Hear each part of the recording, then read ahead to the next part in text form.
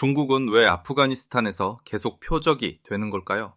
돈과 자원, 그리고 종교와 분노가 한데 얽히며 예상치 못한 대가를 만들고 있습니다. 중국이 우리 위구르 형제들에게 저지른 죗값을 치르게 하겠다. 2026년 1월 아프가니스탄 수도 카불. 중국인들이 자주 찾던 식당에서 자살 폭탄이 터졌습니다. 7명이 숨지고 13명이 다쳤죠. 범행을 자처한 건 ISK, 이슬람 국가 호라산 지부. 이유는 중국의 위구르 무슬림 탄압이었습니다. 이게 처음이 아닙니다.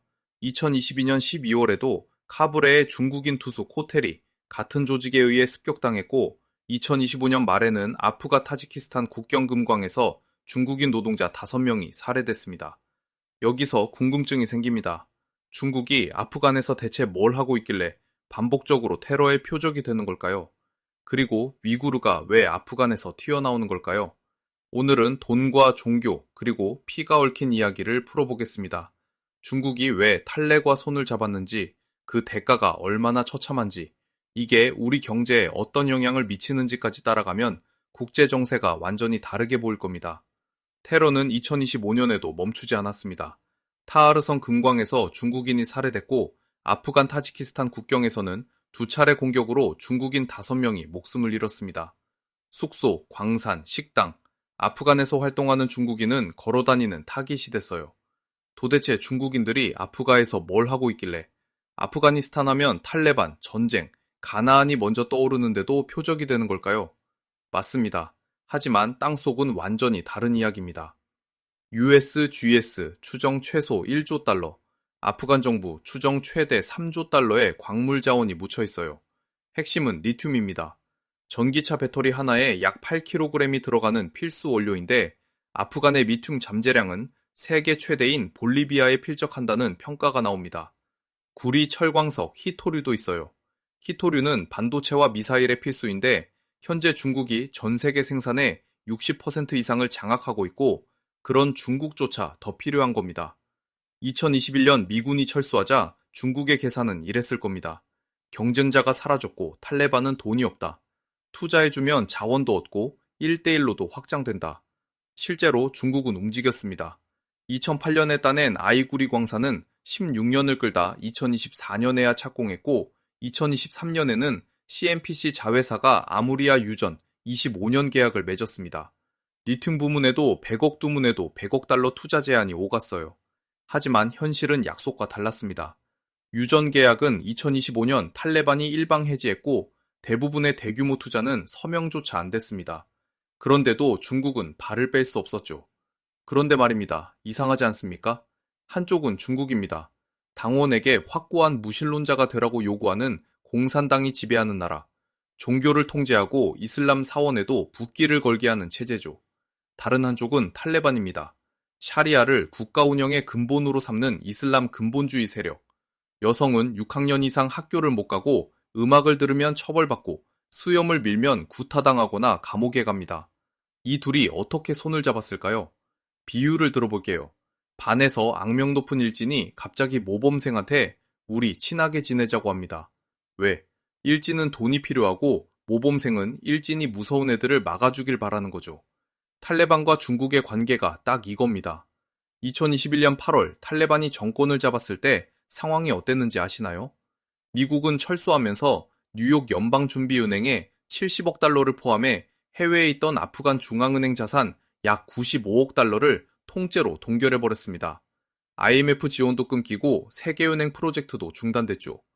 이전 정부 예산의 80%가 해외 원조였는데 그게 하루아침에 사라진 겁니다. 공무원 월급이 끊기고 병원에 약이 없어지고 전기가 나가기 시작했습니다. 유엔 개발 계획은 아프간 인구의 97%가 빈곤선 이하로 떨어질 위기에 처했다고 경고했고 2,300만 명이 심각한 식량 부족에 시달렸습니다. 탈레반에게는 돈줄이 필요했습니다.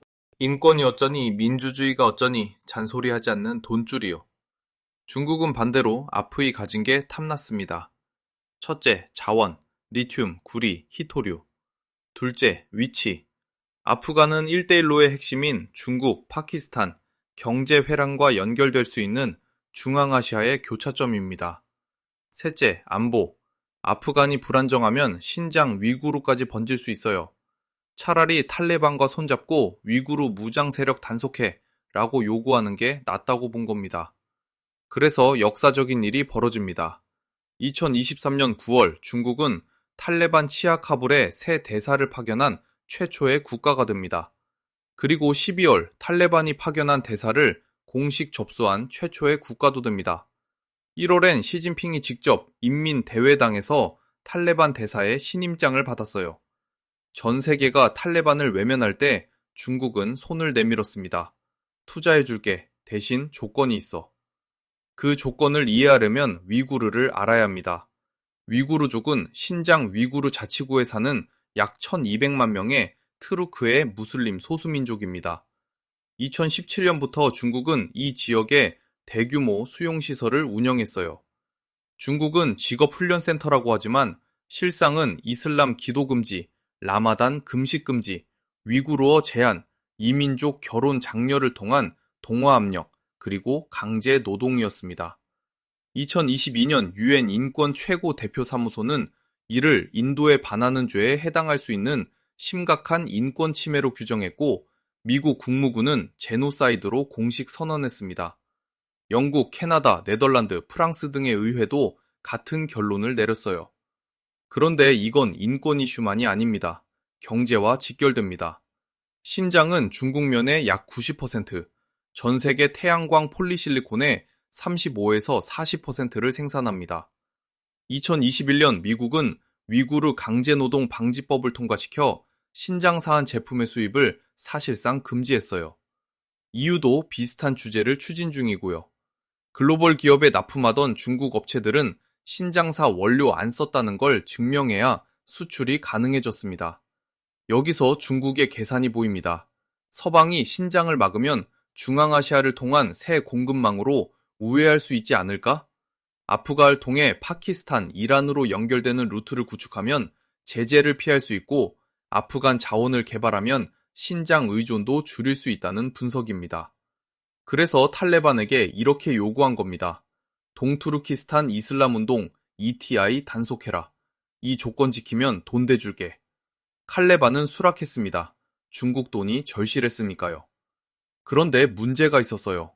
ISK, 이슬람 국가 호라산 지부. 호라산은 아프, 파키스탄, 이란, 중앙아시아에 걸친 역사적 지역명입니다. 2015년 등장한 이 조직은 탈레반의 분파가 아닙니다. IS 본부가 공식 선포한 지부예요. 다만 구성원 중에 탈레반과 파키스탄 탈레반, TTP 이탈자들이 다수 포함됐죠. 이들이 떠난 이유는 탈레반이 너무 온건하다는 겁니다. 탈레반이 온건하다고요? ISK 기준에서는 그렇습니다. ESK는 시아파도 적입니다. 카브의 하자라족, 학교의 차량 폭탄과 자살 폭탄 테러를 반복해 한 번에 수십에서 85명의 학생이 목숨을 잃었어요. 대부분 10대 여학생이었습니다.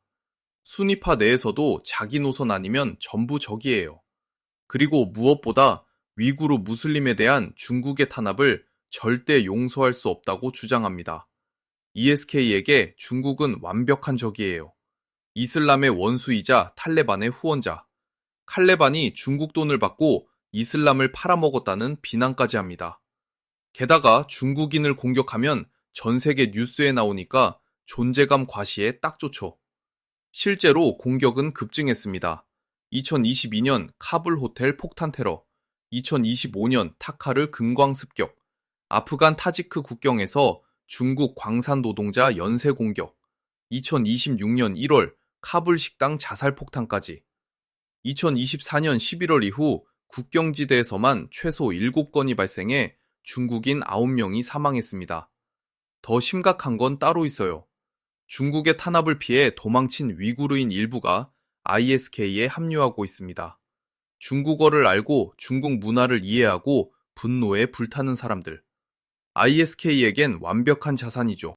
유엔 안보리 보고서에 따르면 아프간 파키스탄 지역의 위구르 무장 세력은 수백 명 이상으로 추정되며 일부는 ISK에, 일부는 알카에다 계열에 합류했습니다. 중국이 위구르를 탄압할수록 탈출한 이들이 급진화되고 그 급진화된 이들이 중국을 공격하는 악순환입니다. 탈레반 입장이 참 난처해졌습니다. 중국에겐 위구르 무장 세력 단속할게요, ISK도 잡을게요 라고 약속했는데 실제로 가능할까요? 탈레반은 20년간 게릴라였습니다.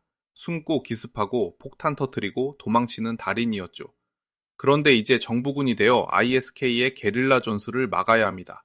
사냥꾼이 갑자기 먹잇감이 된 상황입니다. 게다가 탈레반에게는 치명적 약점이 있습니다. 첫째, 정보 역량. 미군 시절에는 CIA, NSA의 드론과 첨단 감시망이 있었어요. 탈레반은 인적 정보에 의존합니다. ISK의 분산된 세포 조직을 찾아내기엔 한계가 큽니다. 둘째, 기술적 역량. 탈레반 전사들은 실전 경험은 풍부하지만 첨단 장비 기반의 조직적 대테러 작전 능력은 부족합니다. 셋째, 내부 갈등. 탈레반 지도부 사이에서도 분열이 표면화되고 있어요. 2025년 1월 외무관 스타네크 자이가 공개적으로 여성 교육 금지를 비판했습니다. 중국과의 밀착에 대한 불만도 일부 강경파 사이에 존재하는 것으로 분석됩니다. 위구르 무슬림들에 대한 연대감 때문이죠. 중국 입장에서 탈레반은 점점 믿기 어려운 파트너가 되어가고 있습니다.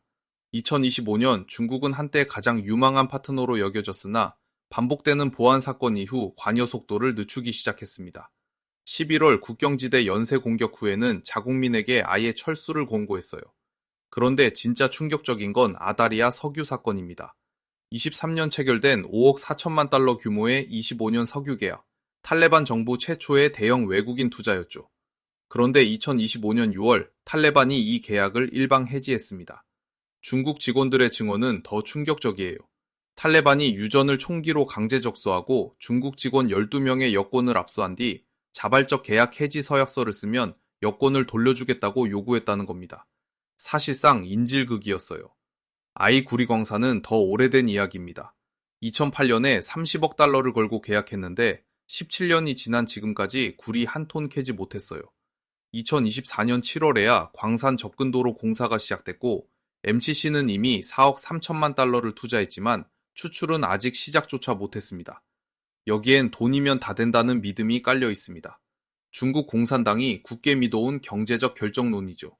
가난한 나라에 돈을 퍼부으면 친해지고, 친해지면 말을 듣고, 말을 들으면 영향력이 커진다. 아프리카 동남아에서는 어느 정도 통했을지도 모릅니다. 그런데 아프간에서는 안 통합니다. 돈보다 강한 게 있기 때문이에요. ISK 전사들에게 투자하면 일자리도 생기고 경제도 좋아지잖아 라고 설득할 수 있을까요? 그들에게 중국은 이슬람의 적입니다. 경제 논리가 안 먹혀요. 중국 정부는 모든 것이 순조롭다고 말하지만 현실은 정반대입니다. 석유 프로젝트는 몰수당했고 구리광산은 17년째 제자리이고 자국민은 계속 공격받고 있습니다. 중국 민간 기업들의 반응은 더 솔직합니다. 2025년 11월 연쇄 공격 이후 중국 대사관은 북경 지역 자국민에게 즉각 철수를 공고했습니다. 분석가들은 보안 위험이 민간 투자 의지를 급격히 꺾고 있다고 평가합니다. 2022년 이후 아프간 FDI 공식 통계는 사실상 존재하지 않습니다. UNCTAD도 신뢰할 수 있는 데이터 없음이라고 밝혔어요. 중국의 선택지를 정리해 볼게요. 군대를 보낼 수 있나? 안 됩니다. 내정 불간섭은 중국 외교의 근간이에요. 아프간에 군대를 보내면 그 원칙이 무너지고 이슬람 세계 전체를 적으로 돌릴 위험이 있습니다. 투자를 포기할 수 있나? 쉽지 않아요. 아이나 구리광산에만 4억 3천만 달러가 이미 들어갔습니다. 포기하면 중국이 아프간에서 실패했다는 이미지가 남고 다른 1대1로 참여국들의 신뢰가 흔들립니다. 그냥 버틸 수 있나? 버티면 테러가 계속됩니다. 중국인 사상자가 늘어나면 국내 여론이 악화되고 시진핑 정부에 대한 비판 여지가 생깁니다. 더 무서운 건 스피로버입니다. 아프간 북쪽, 타지키스탄, 우즈베키스탄, 트루크메니스탄이 나라들도 권위주의 정권의 경제 사정이 좋지 않아요. ISK는 이 미이 지역을 적극 공략하고 있습니다. 22년 우즈베키스탄, 타지키스탄에 로켓을 쏘았고 2024년 모스크바 크로커스 시티, 폴테러 115명 사망을 실행한 건 타지크 국적의 ISK 조직원들이었어요. UN 보고서에 따르면 ISK는 중앙아시아에서 약 600명의 전투원을 모집했습니다. 그리고 그 여파는 어디로 갈까요? 신장 위구르 자치구입니다. 카자흐스탄, 러시아로 가는 가스관과 송유관, 1대1로의 육상 루트가 전부 여기를 지나갑니다. 중앙아시아가 불안정해지면 중국 서부 전체의 안보와 경제 인프라가 위협받아요. 큰 그림을 봅시다. 중국은 위구르 정책을 내정 문제라고 주장해왔습니다. 그런데 현실은 이렇습니다. 탄압, 국제제재, 공급망 위기, ISK의 대중국 테러 명분, 투자 실패, 중앙아시아 불안정, 일일대일로 차질. 내정이 외교가 되고 외교가 경제가 되고 경제가 안보가 됩니다. 모든 게 연결돼 있어요. 중국이 내정 불간섭을 외치며 위구르 문제를 봉쇄하려 할수록 그 파장은 국경 밖으로 퍼져나갑니다. 중국의 대외 전략은 기본적으로 이런 논리입니다. 도로 깔아줄게, 항만 지어줄게, 발전소 세워줄게. 그러면 경제 좋아지고 우리한테 고마워할 거야. 실제로 140개국 이상이 1일대일로에 참여하며 중국 자금을 받아들였습니다. 그런데 아프간에서 그 논리가 깨지고 있어요. 이 SK는 경제적 이익에 관심이 없습니다. 글로벌 칼리프 수립이 목표인 살라피 지하디스트 조직이에요. 위구르 무슬림 형제를 학대하는 중국은 돈을 아무리 퍼부어도 적입니다. 비유하자면 이렇습니다. 누군가 당신 가족을 학대했는데 그 사람이 취업시켜줄게 라고 하면 화해가 될까요? 돈이 문제가 아니잖아요. 여기서 중요한 교훈이 나옵니다. 도덕적 명분 없는 경제 협력은 취약합니다. 미국도 비슷한 실패를 겪었어요. 민주주의 전파를 내세웠지만 실제로는 부패한 정권을 지원하고 민간인 피해를 양산했습니다. 명분과 현실이 어긋나면 신뢰가 무너져요. 중국은 더 심각합니다. 명분 자체가 없어요. 인권, 민주주의, 안 물어볼게. 너희 일은 너희가 알아서 해. 이게 1대1로 방식이었습니다. 잔소리 없는 돈을 원하는 권위주의 정권들에게 단기적으로는 인기가 있었죠. 하지만 문제가 생기면 해결할 지뢰대가 없습니다. 서방은 인권 민주주의를 협상 도구로 쓸 수 있지만 중국에겐 돈밖에 없어요. 상대가 돈에 관심이 없으면 막막해지는 겁니다. 정리해 볼게요. 중국은 아프간을 기회의 땅으로 봤습니다. 1조 달러 추정 자원, 1일대일로 확장, 미국의 빈자리, 탈레반과의 협력, 완벽한 기회처럼 보였어요. 현실은 비용의 늪이었습니다. 반복되는 테러, 투자 위축과 강탈, 탈레반의 대테러 무능력, 내부 노선 갈등, 그리고 이 모든 것을 악화시킨 핵심 변수가 위구르 문제입니다.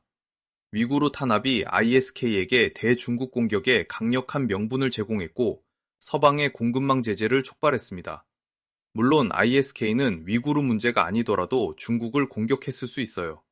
하지만 위구르 탄압이 그 적대감에 기름을 부은 건 분명합니다. 내정이 외교가 되고 외교가 정제가 되고 경제가 안보가 됩니다. 인권 침해가 도미노처럼 연쇄 반응을 일으킨 거예요. 결국 핵심은 이겁니다. 평화 없이는 번영 없다. 아무리 돈이 많아도 자원이 풍부해도 평화롭지 않으면 의미 없습니다. 그리고 그 평화는 힘으로만 만들 수 없어요. 정의, 인권, 상호 존중이 바탕이 되어야 합니다. 중국이 아프간에서 배우고 있는 값비싼 교훈이죠.